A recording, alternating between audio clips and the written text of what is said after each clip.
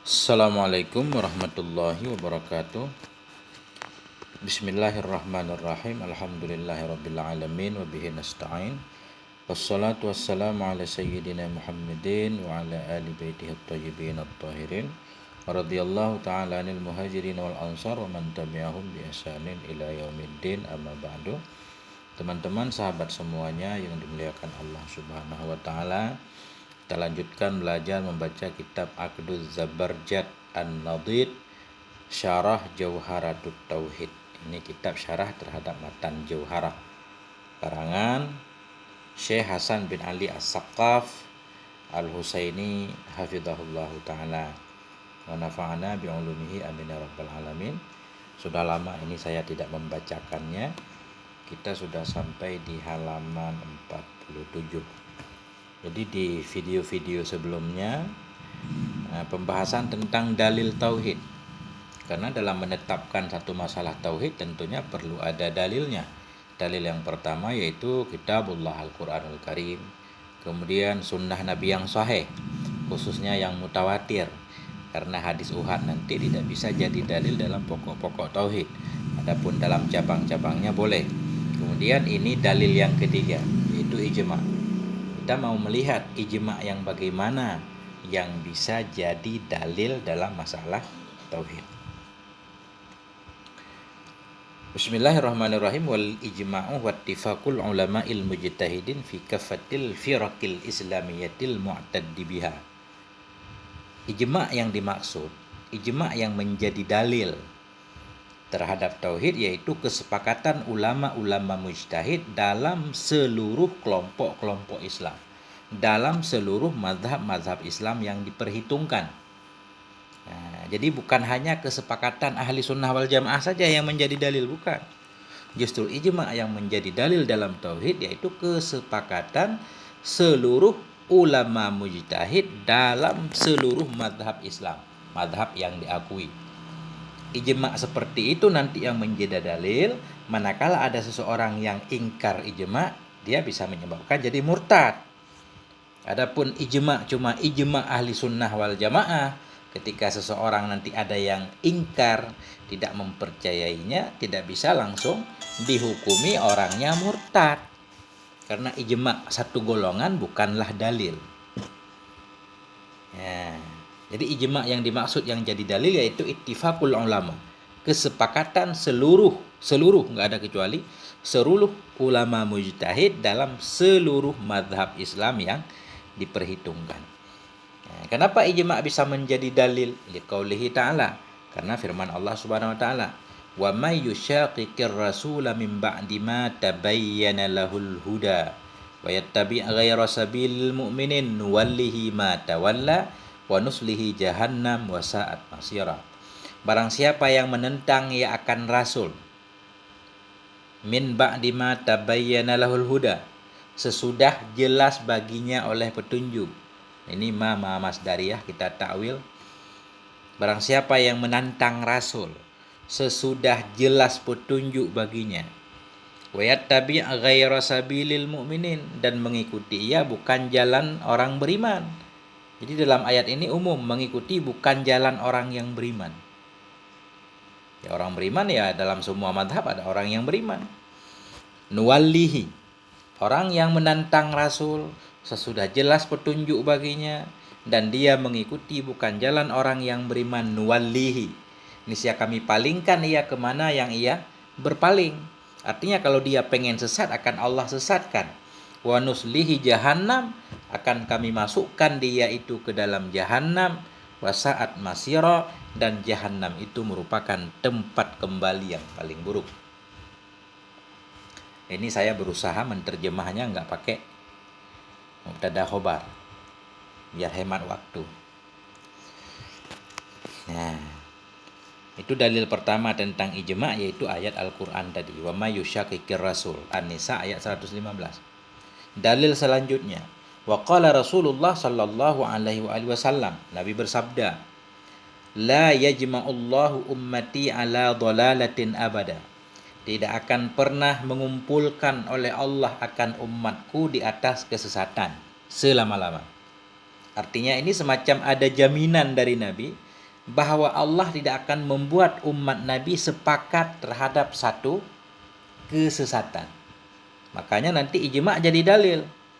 Karena sudah ada jaminan dari Nabi bahwa umat Nabi nggak mungkin sepakat untuk berbuat satu kesesatan. Artinya sesuatu yang sudah disepakati oleh umat Nabi, tentunya ulama-ulamanya, itu menjadi hal yang benar. Jadi yang kuncinya di sini ummati. Tidak akan mengumpulkan oleh Allah, akan umatku. Umatku tentunya semua umat Nabi yang beriman kepada Allah dan Rasul dalam semua mazhab. Bukan dalam satu mazhab tertentu. Kemudian hadis selanjutnya wayadullah alal jamaah. Pertolongan Allah itu di atas jamaah. Mazhab Asy'ari yadullah tidak ditafsirkan secara lafzi, bukan tangan Allah.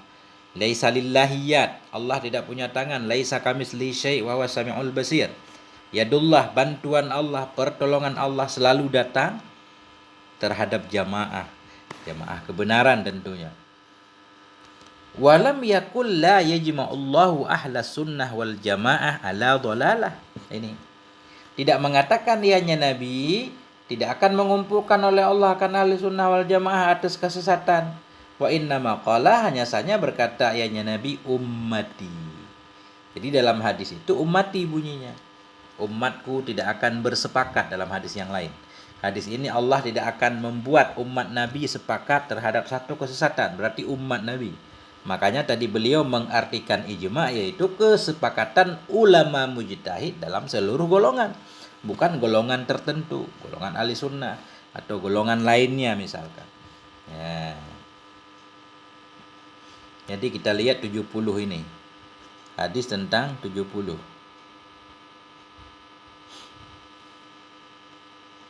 Jadi yadullah tadi apa? Ini sambungnya ya. La jama'ullah ummati. Allah tidak akan mengumpulkan umatku atas kesesatan, bantuan Allah di atas jamaah. 70 itu hadisun sahihun, itu hadis sahih. Rawahu Tirmidzi, diriwayatkan oleh Imam Tirmidzi dalam sunan beliau. Nomor hadis 2167 an Ibni Umar, sumber hadis dari Ibni Umar, dan meriwayatkan oleh Hakim jilid 1. Nah, ini halaman apa nomor hadis? Nomor hadis 116. Nah, jadi Imam Hakim meriwayatkannya dalam kitab beliau Al-Mustadrak. Wa qala al-Hakimu fil Mustadrak. Berkatalah oleh Hakim dalam kitab Mustadrak, apa kata beliau? Ba'da an sarada tis'ati ahadisa fi hujjatil ijma'. Jadi Imam Hakim berkata sesudah beliau membawa 9 hadis yang lain tentang kehujjahan ijma'. Jadi ijma' itu menjadi hujjah, hadisnya banyak banget, dalilnya banyak banget. Imam Hakim membawa 9 hadis yang lain selain hadis yang disebutkan di sini. Apa kata Imam Hakim? Faqad zakarna tis'ata ahadisa bi asanida sahihatin yustadallu biha 'alal hujjah bil ijma'. Maka sungguh telah kami sebutkan 9 hadis dengan sanad-sanad yang sahih yang dijadikan dalil dengan hadis tersebut terhadap hujjahnya ijma'. Wastaqsaitu fihi, dan aku lengkapi, aku bahas semuanya dalam hadis tersebut tahriyan untuk menjaga mazhab-mazhab a'immatil mutakaddimin radhiyallahu anhum, untuk membela mazhab-mazhab para imam-imam terdahulu. Wa qala al-Hafidz Az-Zahabi, berkatalah oleh Al-Hafidz Az-Zahabi, pengarang kitab Siyar A'lam An-Nubala. Apa kata Az-Zahabi? Mu'alliqan ala kalamil Hakim. Hal keadaan Zahabi ini beliau menta'liq atau memberi komentar terhadap ucapan Hakim. Muqiran lahu, hal keadaan Zahabi ini mengakui baginya Hakim fi nafsis sahifah, dalam halaman yang sama. Artinya ketika Imam Hakim tadi Imam Hakim membawa 9 hadis tentang dalil ijma', Imam Hakim menyatakan kalau hadis itu sanadnya sahih semuanya. Apakah ulama lain setuju? Antara lain yang menyetujui kesahihan hadis tersebut yaitu Az-Zahabi. Apa kata Az-Zahabi? Fahadhil ahaditsut tis'atu tadullu ala annal ijma'a hujjah. Maka bermula ini hadis yang 9 itu menunjukkan ya kepada bahwa sungguh ijma' memang hujjah. Nah, kita lanjutkan. Kembali lagi, penting ini. Jadi ijma' yang dimaksud yaitu kesepakatan ulama mujtahid dalam seluruh golongan Islam, bukan kesepakatan ulama dalam satu mazhab tertentu. Wa ala ra'si ulaikal ulama immatu ahlil baiti fil qurunil khamsatil ula. Di atas pokok mereka ulama-ulama. Tadi ijma' kesepakatan para ulama. Ulama yang dimaksud di sini siapa? Wa ala ra'si ulaikal ulama immatu ahlil bait. Di atas pokok mereka para ulama itu ulama-ulamanya ahlul bait. Ulama-ulama dari keluarga Nabi. Fi qurunil khamsatil ula, dalam 5 abad pertama. Lebih-lebih lagi yang perlu diperhitungkan ijma'nya yaitu ulama-ulama dari keluarga Nabi itu sendiri. Artinya jangan sampai pendapat mereka tidak diperhitungkan. Alladzina tawarasul ilma an sayyidina Ali alaihi salam, yaitu ulama-ulama ahlul bait yang mereka itu mewarisi ilmu, mereka mendapati ilmu dari Sayyidina Ali alaihi salam. Kadang kita suka aneh kalau mendengar nama Nabi, nama Sayyidina Ali disebut alaihi salam. Padahal itu sudah masyhur di kalangan para ulama dalam kitab Sahih Bukhari misalkan. Banyak itu sesudah nama Sayyidina Ali alaihi salam, sesudah nama Sayyidatina Fatimah alaihassalam, sesudah nama Hasan Husain alaihimassalam. Nanti bisa mengetik aja, ketik aja di kitab Maktabah Syamilah misalkan, Ali alaihissalam, keluar hadis Bukharinya, hadis Muslimnya. Jadi mereka ulama-ulama dari keluarga Nabi, khususnya yang 5 abad pertama, itu orang-orang tawarasul ilma, mereka mendapatkan ilmu dari Sayyidina Ali. Zaidiyah ini kita ataf kepada, dan di atas pokoknya itu ulama-ulama dari Zaidiyah wal Imamiyah. Artinya dalam mazhab Zaidiyah juga perlu diperhitungkan mazhab Imamiyah, mazhab Mu'tazilah, mazhab Ibadiyah, wa uqalu ahli sunnah wal jamaah, dan tokoh-tokoh ahli sunnah wal jamaah. Wa uqalu ahli sunnah hum ahlul ilmi min ahli dalilil ladzina la yata'assabun min atba'il madzahibil arba'ah. Siapa tokoh-tokoh ahli sunnah? Tokoh-tokoh ahli sunnah yaitu orang-orang yang berilmu, dari orang-orang yang memiliki dalil, orang-orang yang tidak ta'assub, yang tidak fanatik dari semua pengikut 4 mazhab. Jadi pendapat mereka itu pendapat imam-imam dari keluarga Nabi ahlul bait, pendapat tokoh-tokoh dari mazhab Zaidiyah, mazhab Imamiyah, Mu'tazilah, Ibadiyah, dan tokoh-tokoh ahli sunnah semua perlu diperhitungkan pendapatnya. Kemudian Mu'tazilah, yang sering kita dengar Mu'tazilah itu golongan sesat. Benar nggak? Coba kita lihat di sini. Ini menurut Said Hasan Saqqaf. Liya'lama anna fikral Mu'tazilati mawjudun fi turasil ummatil islamiyah walam yadhhab. Perlu diketahui bahwa sungguh pemikiran Mu'tazilah itu masih ada dalam turas umat Islam. Walam yadhhab, belum hilang. Jadi pemikiran Mu'tazilah itu jangan kita kira telah hilang. Dia ada dalam warisan umat Islam, dalam kitab-kitab turasnya. Wa qad hawala ba'du mukhalifihim minal mujassimah wa ba'di muta'assibati sunnah tamsa dzikrihim wa muharabatihim wal istiqwa bisultan alaihim ahyanan. Wa qad hawala, dan sungguh berusaha oleh sebahagian orang yang menyalahi mereka Mu'tazilah, orang-orang yang berselisih dengan Mu'tazilah, mereka berusaha. Siapa orang yang berselisih dengan Mu'tazilah? Minal mujassimah, dari mujassimah, orang yang menjisimkan Tuhan. Mu'tazilah anti, Mu'tazilah tidak menjisimkan Tuhan. Sungguh berusaha oleh sebahagian orang-orang yang menyalahi mereka Mu'tazilah, baik dari golongan mujassimah atau sebahagian orang-orang yang fanatisme dari sunnah. Mereka berusaha tamsa dzikrihim, berusaha untuk menghapus sebutan Mu'tazilah, berusaha untuk menghapus sebutan mereka, menghapus jejak mereka. Wa muharabatahu, bahkan mereka berusaha untuk memerangi Mu'tazilah. Wal istiqwa, dan mencari kekuatan dengan bantuan penguasa alaihim, untuk mengalahkan Mu'tazilah ahyanan, kadang-kadang. Itu. Jadi orang-orang yang benci terhadap Mu'tazilah dari golongan mujassimah atau bahkan dari golongan sunnah juga ada. Mereka berusaha untuk menghilangkan jejak Mu'tazilah, memerangi mereka. Tidak jarang kadang mereka minta kekuatan istiqwa, minta kekuatan bantuan penguasa untuk menyerang Mu'tazilah. Seolah-olah Mu'tazilah itu sesat semua. Illa anna Allah Ta'ala hafidha hadzal turas. Melainkan bahwa sungguhnya Allah Ta'ala telah menjaga ini turas. Wa huwa ma silul yawma baina aidina. Turas itu penuh pada hari ini di hadapan kita. Fi kutubil mu'tazilatil matbu'ah. Dalam kitab-kitab Mu'tazilah yang tercetak. Seperti kitab Qadhi Iyad, seperti kitab Qadhi Abdul Jabbar Asy-Syafi'i. Qadhi Abdul Jabbar bermazhab Syafi'i.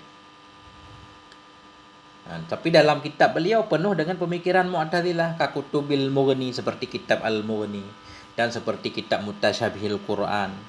Dan dalam kitab tafsir juga ada Kal-Kasyaf, dalam tafsir Al-Kasyaf Liz-Zamakhsyari, wa ghairi dzalik dan lain-lain. Wal yahdhar hazran syadidan mimma yanquluhu mukhaliful Mu'tazilah minal ara' wal aqwal. Hendaklah kita benar-benar perlu waspada. Wal yahzar, hendak waspada, ianya seseorang akan waspada yang sangat dari apa yang dinakalkan akannya oleh orang yang berselisih dengan Mu'tazilah dari pendapat-pendapat dan perkataan-perkataan. Artinya, kalau kita pengen tahu tentang Mu'tazilah, bacalah kitab Mu'tazilah. Jangan kita mendengar tentang Mu'tazilah dari musuh Mu'tazilah.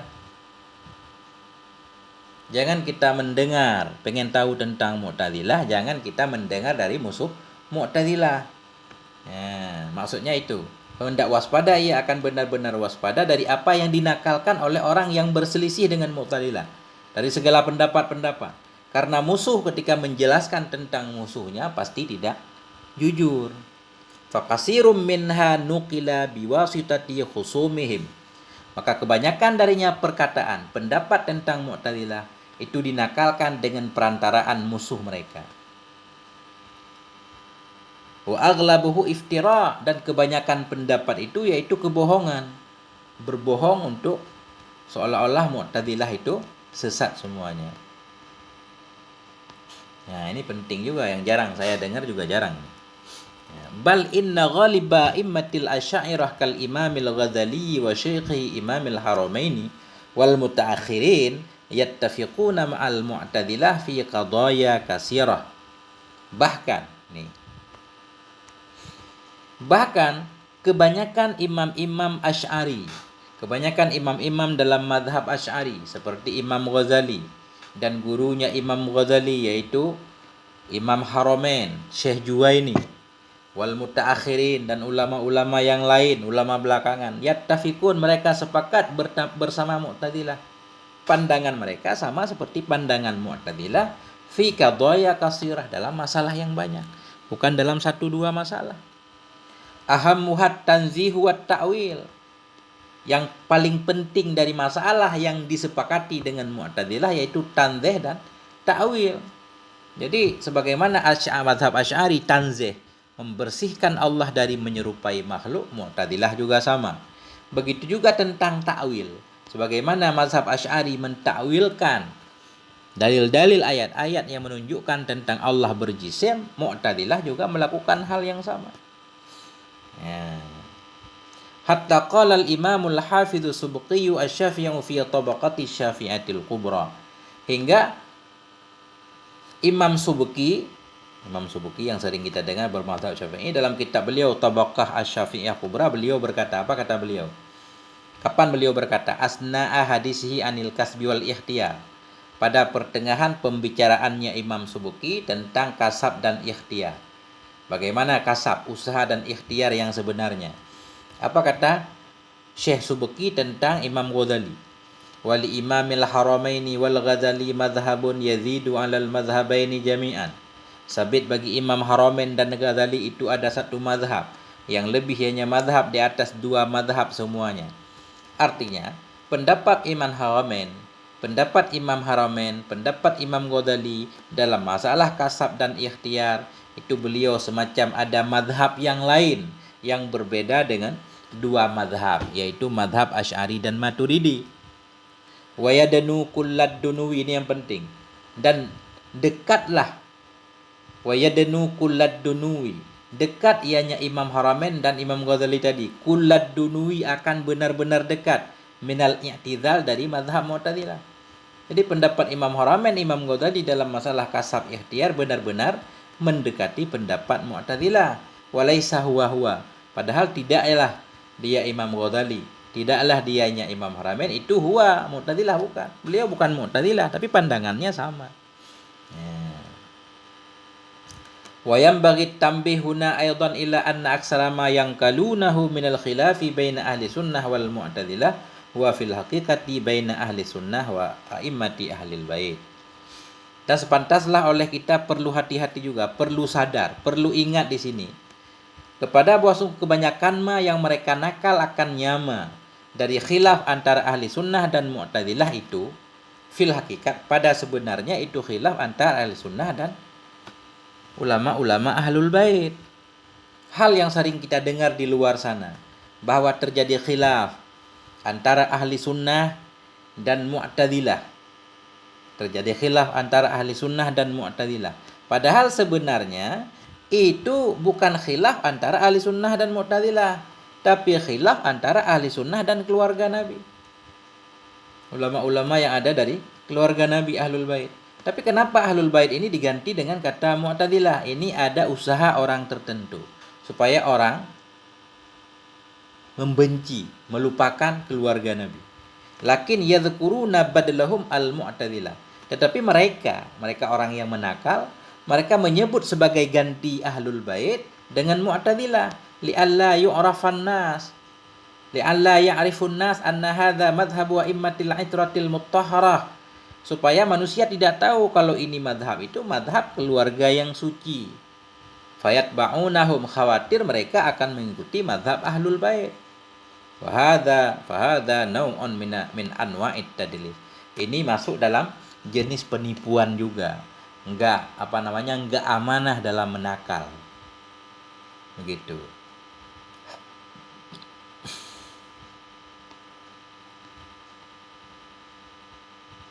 Nah, jadi kembali ke ijma' tadi, kesepakatan ulama seluruh mazhab Islam. Mazhab-mazhab yang diperhitungkan. Baik dari mazhab Ahlul Bait, mazhab Zaidiyah, karena mazhab Zaidiyah juga diperhitungkan, dianggap mazhab Islam juga. Mazhab Imamiyah, Mu'tazilah, Ibadiyah, Ahli Sunnah wal Jamaah. Nah, tokoh-tokohnya yang perlu dipertimbangkan. Tokoh-tokoh Ahli Sunnah wal Jamaah itu orang-orang yang berilmu, tentunya bukan orang awam. Orang-orang yang memiliki dalil, yang tidak fanatisme, mau mendengar juga pendapat orang lain dari pengikut 4 mazhab. Pengikut 4 mazhab al-munazzihin, khususnya mereka yang mentanzihkan Allah, membersihkan Allah dari menyerupai makhluk. Wad-dhahiriyah, dan ulama-ulama dari mazhab Dhahiri juga, Daud Dhahiri. Wa uqala'ul asy'ariyati wal maturidiyatil muttabi'una lid-dalili, dan juga tokoh-tokoh dari Asy'ari, tokoh-tokoh Maturidi yang mereka semuanya mengikuti dalil.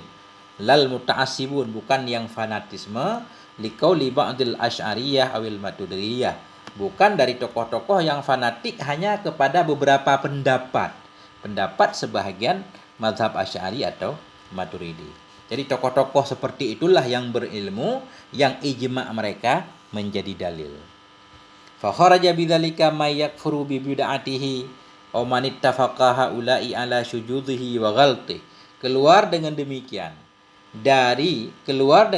oleh orang-orang yang kafir ia dengan bid'ahnya. Jadi orang-orang mazhab-mazhab yang bid'ahnya menjadikan dia kafir, atau orang-orang yang sepakat mereka para ulama terhadap keanehannya dan kesalahannya, kesepakatan mereka tidak masuk dalam ijma'. Mereka tidak diperhitungkan. Nah, contohnya siapa yang kafir dengan sebab bid'ahnya? Kal mujassimah, seperti orang-orang yang menjisimkan Tuhan, menyatakan Tuhan misalkan bertangan, berkaki, seperti Amrad, dan seterusnya. Nah, itu ijma' mereka tidak diperhitungkan, bahkan mereka dianggap sesat oleh para ulama. Wal batiniyatil munharifin, dan golongan-golongan batiniyah yang mereka semua melenceng, wa ghairihim dan lain-lain. Fala i'tidada biman kharaja minal ummah bi'tikadin mukaffirin. Maka tidak diperhitungkan dengan orang-orang yang keluar dari umat ini dengan i'tikad yang mengkafirkan. Jadi tokoh-tokoh yang keyakinannya membuat dia jadi kafir, itu kesepakatannya tidak diperhitungkan. Wala yastaqilul ijma'u fil aqaidi bi iradi syai'in jadidin. Dan tidak terbebaslah oleh ijma' dalam masalah akidah dengan mendatangkan sesuatu yang baru. Maksudnya, enggak boleh para ulama juga berijma' terhadap sesuatu masalah akidah, terhadap hal yang baru yang enggak ada dalilnya dalam Al-Quran atau sunnah Nabi. Karena ijma' itu sebenarnya harus berdasarkan dalil tentunya. Wa innama yuhaddidu ma'nanna. Hanya saja tugas ijma' itu yaitu membatasi maknana. Makanya setiap kita menemukan dalam kitab-kitab wal aslu fiha qoblal ijma'. Dalil pada masalah itu sebelum ijma'. Sebelum ijma' yaitu dalilnya ini, sesudah ijma' artinya yang menjadi dalil ijma'. Karena ulama berijma' atas dalil.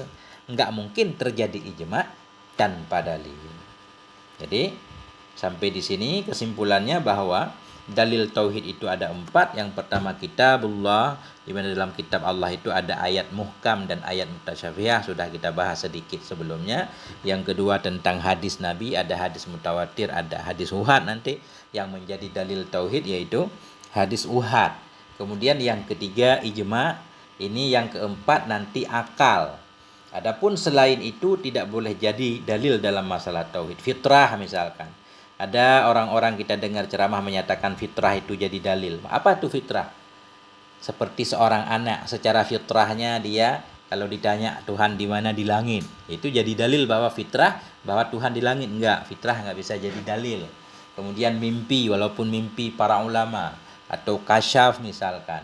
Ataupun misalkan sesuatu yang tertulis dalam kitab Taurat, Israiliyat, dalam kitab Injil. Nah, itu semuanya tidak bisa dijadikan dalil dalam masalah tauhid. Sampai di sini, semoga ada manfaatnya. Mohon maaf atas segala kekurangan.